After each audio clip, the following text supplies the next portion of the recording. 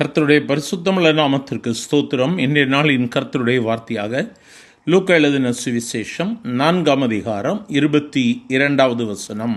எல்லாரும் அவருக்கு நற்சாட்சி கொடுத்து அவருடைய வாயிலிருந்து புறப்பட்ட கிருபையுள்ள வார்த்தைகளை குறித்து ஆச்சரியப்பட்டு, இவன் யோசேப்பின் குமாரன் அல்லவா என்றார்கள். எனக்கருமையானவர்களே, கர்த்தராகி இயேசு கிறிஸ்துவனுடைய வாயிலிருந்து புறப்பட்ட வார்த்தைகள் கிருபையுள்ள வார்த்தைகளாக இருந்தது.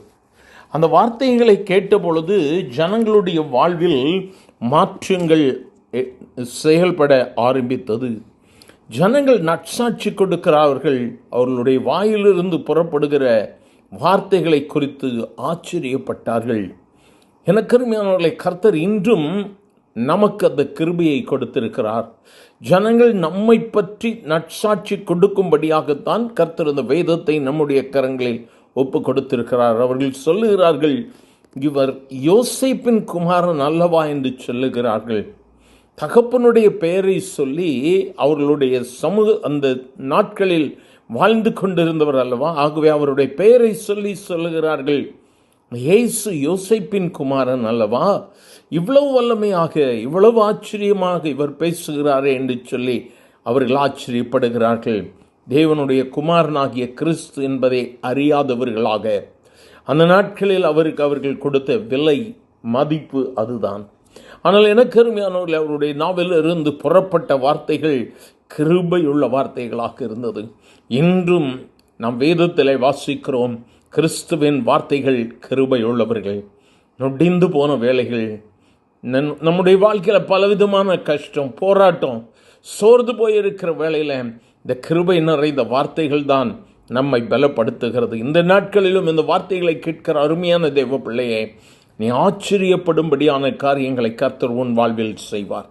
நீ திரும்பி பார்த்து சொல்லுவாய், தீயையும் தண்ணீரையும் கடந்து வந்தேன், கர்த்தர் என்னை செழிப்பின் தேசத்தில் கொண்டு வந்து விட்டார். இதோ பாலைவனம் வனாந்திரம் வாழ்க்கைன்னு சொல்றியா? உன் பிள்ளைகளுடைய வாழ்வின் எதிர்காலம் வனாந்திரம்னு சொல்றியா?